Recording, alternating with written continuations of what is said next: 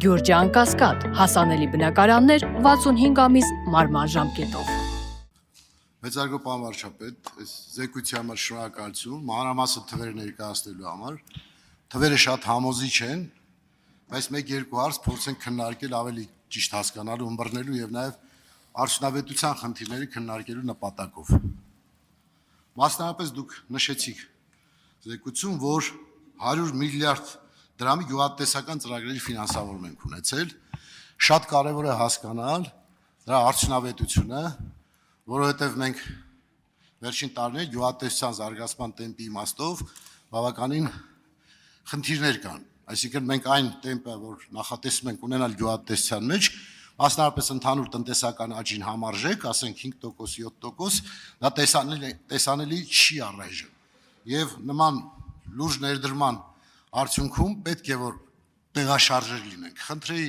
հասկանանք, մեկնաբանենք, արդյոք դա արդյունավետ ծրագրեր են, թե աշխատանքը արված է, բայց արդյունավետությունը հաշվարկված չի։ Երկրորդ շատ կարևոր հայտարարություն էր, որ ընդամենը 100 միլիոն դրամից ավել արժողությամբ գույքերի թիվը ընդամենը կազմում է 0.62%, բայց գույքահարկի 42%-ը փաստորեն ապահովում են հենց այս սուբյեկտները 42.7%-ը, սա շատ կարևոր թիվ է, ես կարող եմ ասել Ռուբին Հուդյան ռեֆորմ, որովհետև մենք ոչ թե մեկ գրպանից մյուս գրպան ենք դնում, այլ հարուստի գրպանից դարձնում ենք հանրային բարիք, եւ երևի հարուստը չի համաձայն, որ իր մյուս գրպան են դնում, որովհետև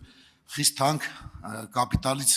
կորուստներ է ունենում, այս իմաստով ձևակերպումը միգուցե շատերին ընդունելի չի, բայց սա հետ կապված կուզենայի ունենանք կոնկրետ թվային արտահայտություն ավելի համոզիչ հանրության ներկայացնելու համար։ Այսինքն ունենք այսքան գույք այս արժողությամբ եւ գույքահարկը կազմում է տեսեք որ 0.42%, 42.7%։ Սա շատ կարեւոր մեսիջ կլինի հանրությանը եւ այս ռեֆորմը իսկապես արտարացված կլինի։ Շնորհակալ եմ։ Շնորհակալ եմ պարոն Բագրատյան հարցերի համար։ Պատասխանի համար րոպե կա։ 3 րոպե։ Շնորհակալ եմ հարցերի համար։ Գյուղատնտեսության ծրագրերի մի մասը արդյունավետ է, մի մասը արդյունավետ չեն։ Որովհետև արդյունավետ են բոլոր այն ծրագրերը, որոնք նպատակը ինտենսիվ գյուղատնտեսությունը խթանելն է, եւ արդյունավետ չեն բոլոր այն ծրագրերը, որոնց նպատակը ինտենսիվ գյուղատնտեսությունը խթանելը չի։ Ես չեմ խոսում այն դեպքերի մասին, երբ որ ծրագրերի տակ չարաշահումներ են անում եւ այն դա առանձին թեմա է։ Մենք պետք է հստակ ասենք, ես այս վերջերս էլ կառավարության նիստում ասացի, երբ որ կարծեմ Արմավիրի մարզի Տանծուտ գյուղում ուղղակի կանգնեցի, մի երկու բակ մտա։ Գիտեք, տեղում որ տեսնում եք, մարդկանց հետ խոսում եք, հասկանում եք, որ մի հեկտար հողի վրա արդյունավետ գյուղատնտեսություն չի լինելու ուղղակի։ Չի լինելու։ Եկեք էլի գնանք փողը տանք, սերմը տանք, հացը տանք, ջուրը տանք։ Գյուղատնտեսությունը ինքը ծավալ է ենթադրում, որպեսզի դա տեղի ունենա։ Հետևաբար հողերը պետքա խոշորանան։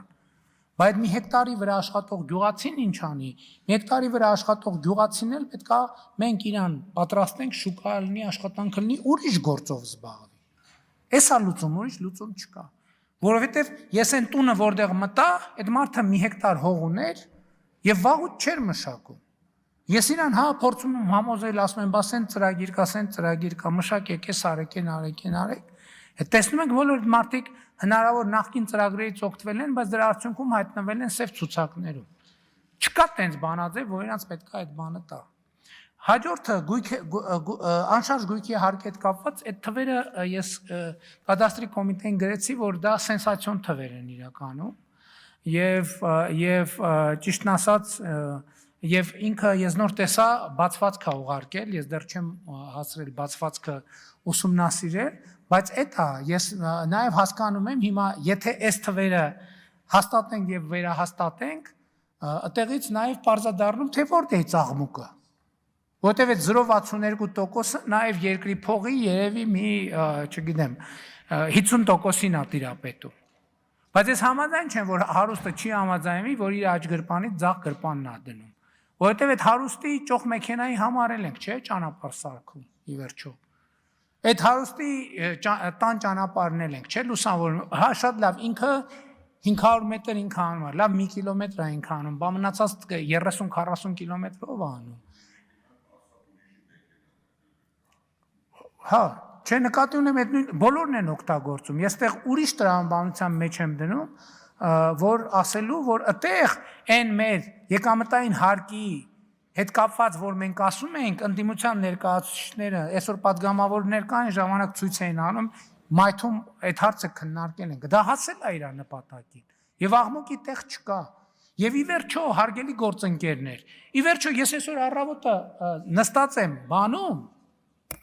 ազգային ժողովի դահլիճում եւ նայում եմ, դա ինձ համար, ասենք, գիտեք ինչ է, մի հատ sense բանի այն ֆանտաստիկ ֆիլմի տեսարանը։ Ընդդիմության ներկայացուցիչը ձայնա վերցնում, ձայն, վարման կարգով, ասում ես, ես ինչ անելու։ Ասում է ժողովուրդ սրանք բյուջե են լցնում, ժողովուրդ, արբա մեր գրպանները լցնեինք։ Խելագարվելու բան է։ Ձայն են վերցնում, ասում ես, արա, ես ինչ ասելու, ես ասենց բան, էլի։ Ասում է ժողովուրդ, սրանք բյուջե են լցնում, հասեք։ Իրանց նման մեր գրպանները պիտի լցնեինք, որ լավ լներ։ Այո, բյուջե ենք լցնում, լցրել ենք, լցնելու ենք։ Որովհետև ասում եմ, Հայաստանի Հանրապետությունը ի վերջո քաղաքացին պետք է հասկանա, որ բյուջեի թիվը իր բարեկեցությունն է։ Բարեկեցությունը, ասում եմ, այն չի թե շաբաթը քանի օր ես մսով ճաշ ուտում։ Մեր տասնյակ հարյուրավոր գյուղեր ու թաղամասեր կան, որ ասում եմ ուզում ես շաբաթը 7 օր մսով ճաշկեր։ Դու ապրում ես աղքատության մեջ, որովհետև այդ միջավայրը աղքատ, հուսահատ, քանդված, ցեխի մեջ, աղբի մեջ կորած միջավայր է։ Ի վերջո պետք է հասկանաք սա։ Պետական բյուջեն, քաղաքացու եւ համայնքային բյուջեն քաղաքացու բարեկեցության ցուցիչն է։ Ուզում ես տանը սնդուկի մեջ մեշոկով փող ունեցի, այդ միջավայրում ես ապրում, դու աղքատ ես, որովհետև այդ սնդուկիցդ գալու են տանեն սկիվեր այդ խաբարել չի լինելու, որովհետև լուսել չի լինելու, որ պատուհանից տենաս 2 հոգով էին, թե 3 հոգով էին, հեռախոսել չի լինելու, որ զանգես, ոստիկան էլ չի լինելու, որ գա տենա ինչ ա եղել։ Ենեն չի, որ այսօր մեր ոստիկանությունը կամ պետական կառավարման համակարգը բանա, կատարյալ աշխատում, բայց այդ թվում են պայմաններով, որ տասնյակ տարիներով փոխանակ բյուջե լցնեն, իրան ջեբերն են լցրել, ոստիկաններին էլ ասել են, դե գնացեք, դե կանաչի մանաչի ծախող կա, տեսեք ինչ է կանում։ Արձագանք։ Շնորհակալություն, պարոն վարչապետ։ Ես հենց դա նկատի ունեի, որ չեն գիտակցում, որ մի գրպանից մյուս գրպանն է, այլ ձեր ասացի պես ասում են բյուջե են լցնում։ Այսինքն համաձայն չեն, որ իրենց մի գրպանից մյուս գրպանն են տեղավորում։ Սա հանրային գիտակցության իմաստով ես ասում։ Եվ այդտեղ շատ կարևոր մի հարց կա, որը վերաբերում է 10,000 ընտանիքներին, որոնք այո տարիներ շարունակ նպաստ են ստանում։ Այո, դա մեր ցավն է։ Եվ արդյոք այդ ցավի դարմանը մենք ճիշտ ենք գտել։ Այսինքն կա հայտնի ասացվածք, ոչ թե պետք է մարդուն ձուկ տալ ուտելու, այլ սովորացնել ձուկ որսալ։ Հիմա արդյոք մենք որպես պետություն սովորեցնում ենք այդ 10,000 ընտանիքին ձուկ որսալու արվեստը։ Այսինքն մեր պարտավորությունը որպես պետություն մեր քաղաքացու նկատմամբ, որը ինչ որտեղ միգուցե անզոր է, ինչ որտեղ հիվանդության հետ է կապված, բայց մենք հստակ պետք է դա անենք, ապացուցենք, որ մենք արել ենք հնարավոր բոլոր քայլերը։ Այս ուղղությամբ ինչ է արվում եւ ինչ հստակ ծրագիր կա, այն ինչ որ կա տեղյակ եմ, բայց ավելի հասցեական մեր անելիքի մասին շնորհակալ։ Պարոն Բաբկրացյան, ապա անապահովության գնահատման նոր համակարգը, որ պիլոտային